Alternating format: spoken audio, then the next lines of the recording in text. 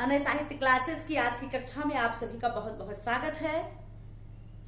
जैसा कि आप लोग जानते हैं कि हम लोग हिंदी व्याकरण पढ़ रहे हैं। मैं अपने चैनल के द्वारा, अपनी कक्षा के द्वारा आप सभी को हिंदी व्याकरण पढ़ा रही हूँ और हिंदी व्याकरण में मैं एक एक चैप्टर पढ़ा करके उसके इम्पोर्टेंट क्वेश्चन जो कि बोर्ड ने दिया है, चयन बोर्ड द्वारा जो क्वेश्चन पुटअप किया गया है, वो भी क्वेश्चन मैं आप लोगों तक पहुंचा रही हूँ। मैंने पिछली कक्षाओं में वर्ण पढ़ाया और ध्वनियां पढ़ाया है। आज मैं ध्वनियों से चयन बोर्ड ने कौन कौन सा क्वेश्चन पूछा है, ये मैं आप लोगों को बताने वाली हूँ। तो आइए देखते हैं कि हिंदी ध्वनियों में चयन बोर्ड ने किस प्रकार से क्वेश्चन पूछा है। पहला प्रश्न पूछा है, प्रसन्नता शब्द में कौन सी ध्वनि है? कौन सा शब्द है? प्रसन्नता। मैंने आपको अपनी पिछली कक्षाओं में पढ़ाया है युग्मक ध्वनियां, संपृक्त ध्वनियां और संपृक्त, संयुक्त और युग्मक, ये तीन ध्वनियां मैंने आपको पढ़ाया है। प्रसन्नता शब्द आपको तभी क्लियर हो पाएगा जब आप तीनों ध्वनियों को जानेंगे कि युग्मक ध्वनि क्या है, संपृक्त ध्वनि क्या है, संयुक्त ध्वनि क्या है। देखिए, मैंने बताया था कि जब शब्दों की वर्णों की द्वित्वता हो, मतलब एक वर्ण दो बार आए, एक अर्ध वर्ण आए, एक पूरा वर्ण आए, तो वहां पर कौन सी ध्वनि होगी? वहां पर युग्मक ध्वनि। युग्मक माने तो जुड़ाव ही होता है कि दो ध्वनियां एक साथ आए, वो युग्मक ध्वनि है। जब इसको आप तीनों ध्वनियां युग्मक, संपृक्त और संयुक्त ध्वनियां क्लियर किए रहेंगे, जाने रहेंगे, तभी प्रश्न सॉल्व कर पाएंगे। तो ये जो है मैंने ऑप्शन नहीं दिया है, तो प्रसन्नता शब्द में चारों ऑप्शन थे, तो ये प्रसन्नता शब्द में युग्मक ध्वनि है। कौन सी है? युग्मक ध्वनि। अगला पूछा है स्वर ध्वनि के प्रकार हैं। अगला प्रश्न पूछा था स्वर ध्वनि के प्रकार हैं। तो स्वर में आप जानते हैं कि ऑप्शन था दीर्घ, ह्रस्व, प्लुत, इनमें से सभी। तो आप जानते हैं कि स्वर ध्वनियां जो होती हैं उसमें ह्रस्व भी होता है, दीर्घ भी होता है, प्लुत भी होता है। तो इसका ऑप्शन तो सभी रहा होगा। जैसे इसमें ह्रस्व में आप जानते हैं आ, ई, उ, री, ह्रस्व का। दीर्घ आप जानते ही हैं, इसी का बड़ा रूप आ, ई, उ, ठीक इस प्रकार से आदि। और प्लुत में भी आप जानते हैं जब ध्वनियां 3 गुना वर्ण से उच्चारण हो, प्लुत ध्वनियां कहलाती हैं। संस्कृत में प्रायः इसका उच्चारण होता है। इसका चिन्ह है प्लुत का ये, जैसे ओम। तो ओम में कौन सी ध्वनि लगी हुई है? प्लुत। तो इसका ऑप्शन रहा है सभी। मतलब स्वर ध्वनियां ह्रस्व भी होती हैं, दीर्घ भी होती हैं, प्लुत भी होती हैं। अगला प्रश्न पूछा था चयन बोर्ड ने कि इनमें से कौन सी ध्वनि अंतस्थ नहीं है? अंतस्थ आपने पढ़ा है ध्वनि में, वर्णों में। मैंने अपने 3 से 4 वीडियो में आप लोगों को वर्ण पढ़ाया है, जिसमें स्पर्श व्यंजन, अंतस्थ व्यंजन, ऊष्म व्यंजन, संयुक्त व्यंजन, सारे व्यंजन पढ़ाया गया है, सारे वर्ण पढ़ाए गए ना। तो आप इसमें देखो अंतस्थ कौन है? सा नहीं है। तो जब आप पढ़े रहोगे तभी आप जान पाओगे, नहीं तो नहीं जान पाओगे। तो वह है, र है, बा है और ला है। तो आप जानते हैं ये अंतस्थ के अंतर्गत अंतस्थ वर्ण में य, र, ल, वा। तो उसमें व भी है, र भी है, ला भी है। तो बा यहाँ पर ये अंतस्थ ध्वनि ना होकर के स्पर्श ध्वनि है। क्या है? स्पर्श व्यंजन। अगला प्रश्न पूछा था इनमें से कौन सा वर्ण स्पर्श व्यंजन नहीं है? इनमें से कौन सा वर्ण स्पर्श व्यंजन नहीं है? तो क, च, ट और या। क, च, ट, या। ठीक।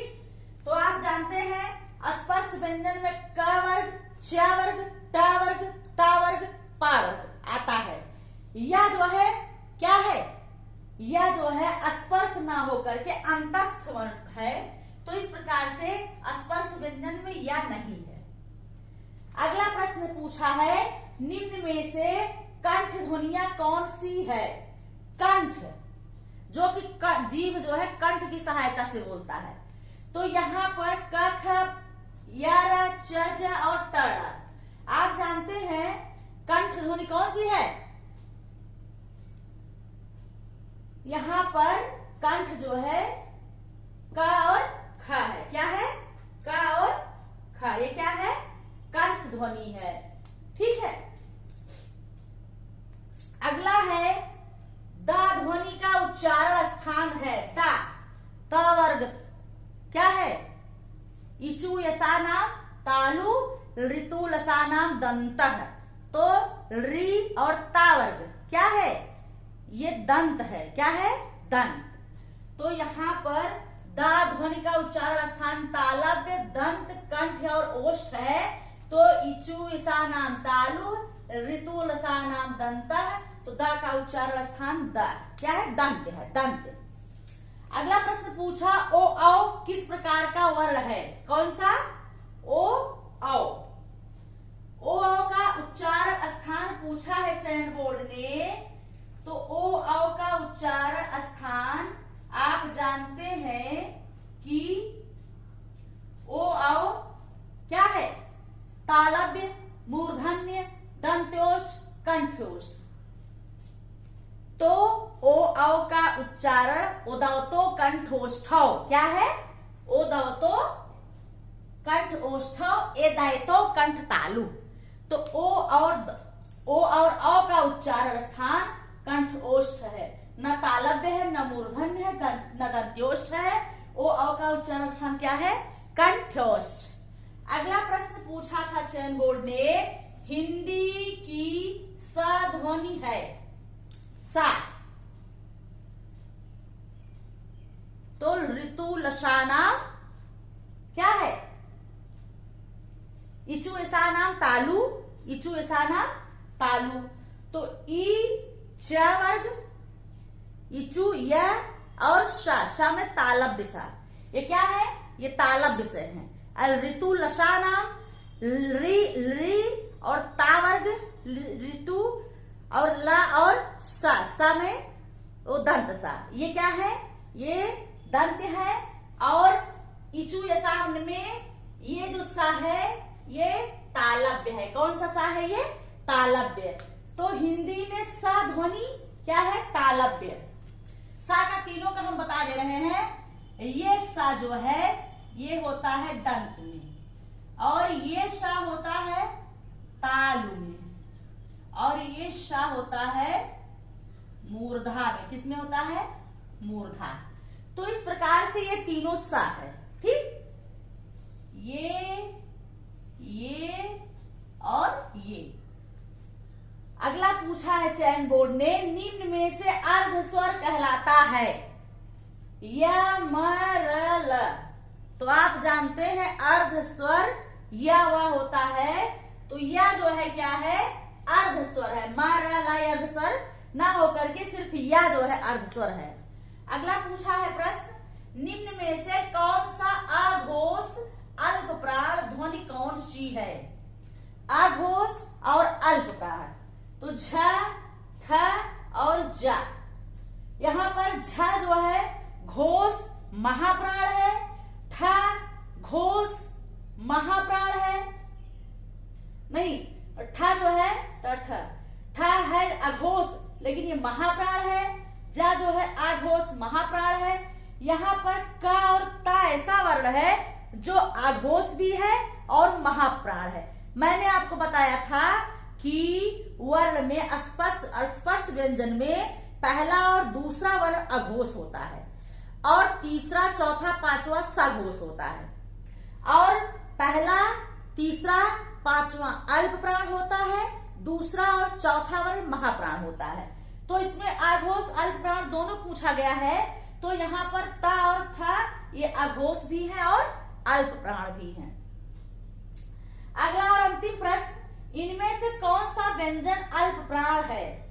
कौन सा व्यंजन अल्प प्राण है? तो ख, थ, च, फ। तो ख जो है महाप्राण है, थ महाप्राण है, फ महाप्राण है, च यहाँ पर अल्प प्राण है। तो इस प्रकार से ये आपके प्रश्न, कुछ प्रश्न 11 प्रश्न था, मैंने बताया जो चयन बोर्ड ने अपनी टीजीटी और पीजीटी की परीक्षाओं में आपसे पूछा था। तो आज की कक्षा में बस 11 प्रश्नों को हम आपको बताएंगे। अगली कक्षा में शेष बचे हुए प्रश्न जो चयन बोर्ड द्वारा पूछा गया है वो लेकर के मैं अगली सीरीज में आपके सामने आऊंगी। और इस कक्षा में इतना ही। धन्यवाद।